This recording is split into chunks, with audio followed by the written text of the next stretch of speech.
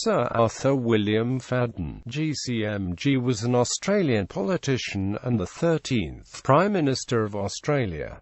Early life. Fadden was born in Ingham, Queensland, on the 13th of April 1894, the son of a Presbyterian police officer. He was educated at state schools, and later studied accountancy while working as a clerk. Once he had qualified, he became assistant town clerk of McEwen, then town clerk. In 1919, Fadden helped form the North Queensland Rugby League, and served as its founding secretary. In the 1920s, he established a successful accountancy firm with offices in Brisbane and Townsville. He was active in the Country Party from its foundation. Career. In 1932, Fadden was elected for one term to the Legislative Assembly of Queensland as member for Kennedy. He was defeated in 1935. The following year, though, he won a by-election in the federal seat of Darling Downs. He was a blunt, effective debater and soon made an impression. When Archie Cameron resigned suddenly as Country Party leader in 1940, there was a deadlock between Earl Page and John McEwen in the ballot to select a new leader, and Fadden was chosen as a compromise candidate. He was appointed Minister for Supply and Development, then Minister for Air, then Treasurer. Prime Minister of Australia in August 1941, Robert Menzies resigned as Prime Minister and leader of the senior party in the coalition, the United Australia Party. Although the non-Labour coalition had been in power for a decade,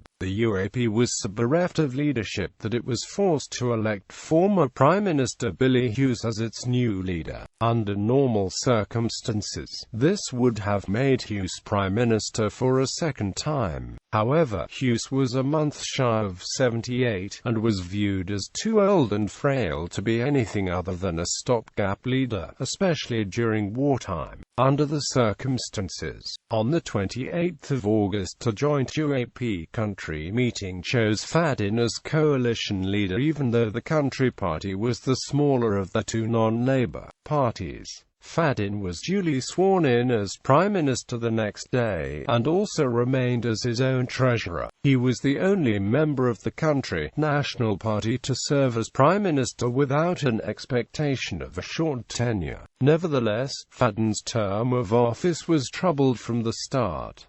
Even parliamentarians in his own party feared the worst. It was later reported that Fadden decided against moving into the Lodge, the official Prime Minister's residence in Canberra, after fellow Country Party member Archie Cameron crudely told him that he would scarcely have enough time to wear a track from the back door to the shithouse before you'll be out. On the 3rd of October, the two independent legislators who had been keeping the coalition in office for the last year, Arthur Coles and Alexander Wilson, voted against Fadden's budget. Coles and Wilson had been so disgusted with how Menzies had been treated that they refused to support the coalition any longer. Due to this loss of supply, Fadden submitted his government's resignation to the Governor-General Lord Gowrie later the same day. This was the last occasion to date on which an Australian government was forced to resign after being defeated on the floor of the House of Representatives. Fadden joked that he was like the flood. He had reigned for 40 days and 40 nights. The Governor-General then summoned Coles and Wilson and demanded that, if he commissioned ALP leader John Curtin as Prime Minister, they would support him and end the instability in government. Coles and Wilson agreed to this, and Curtin was sworn in on the 7th of October, leader of the opposition. Following the fall of his ministry, a joint UAP Country Party meeting endorsed Fadden as leader of the opposition, even though the UAP was nominally the senior coalition partner. The coalition sank into near paralysis in opposition, even allowing for Curtin's personal popularity, and for the significant advantages which an incumbent government in a Westminster system has in wartime. Fadden as opposition leader proved a disappointment. He was unable to get the better of Curtin. The coalition suffered a crushing loss in the 1943 election.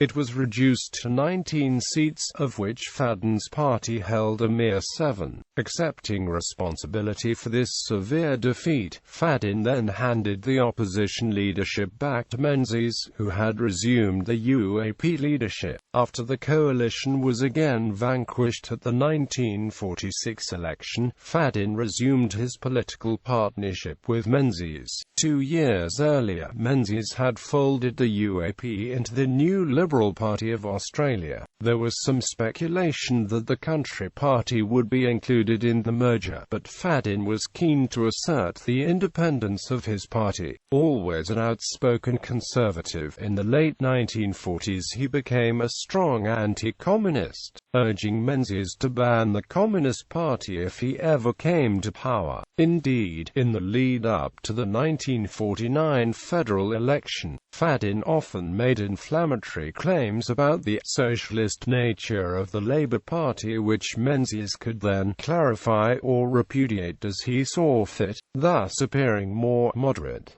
His often extreme views were concealed behind a jolly public manner, and he enjoyed his nickname, Artie. Fadden was a friend of Robert Frederick Bird Wake, one of the country's leading security experts at the time. It was an odd relationship, based on the mutual love of Queensland and Queenslanders. Wake, who was a founder-director with the Australian Security Intelligence Organisation, was supplied with inside information by Fadden about security leaks in the UK. Although Wake was more inclined to support the Labour Party, the relationship stood the test of time and proved mutually beneficial. The coalition won a massive victory in the 1949 election, and Fadden, who transferred to the newly created seat of Macpherson on the Gold Coast, became treasurer in the second Menzies government. Although inflation was high in the early 1950s, forcing him to impose several horror budgets, he generally presided over a booming economy, with times especially good for farmers.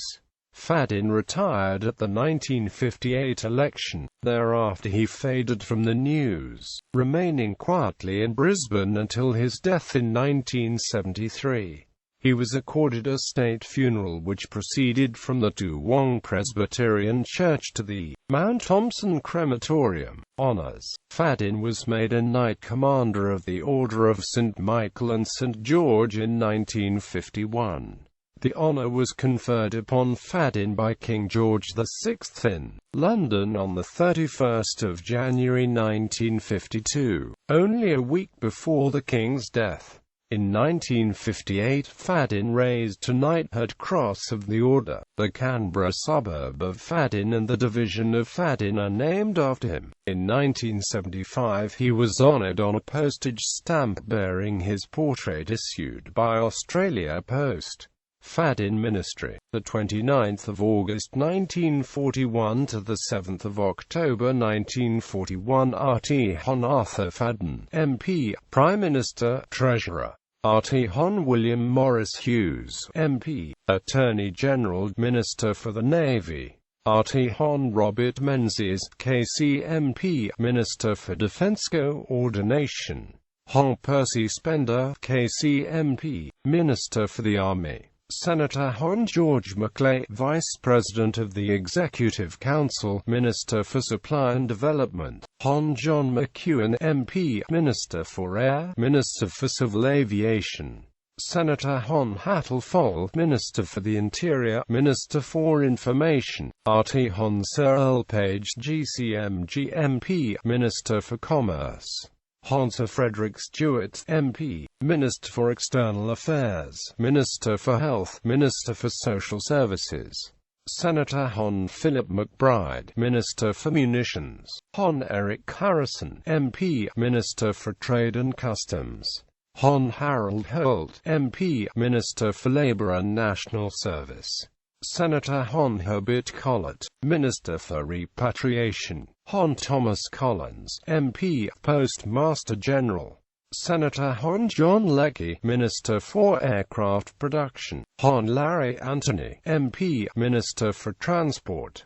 Hon Eric Spooner, MP, Minister for War Organisation of Industry. Hon Joe Abbott, MP, Minister for Home Security. Hon Alan MacDonald, MP, Minister for External Territories.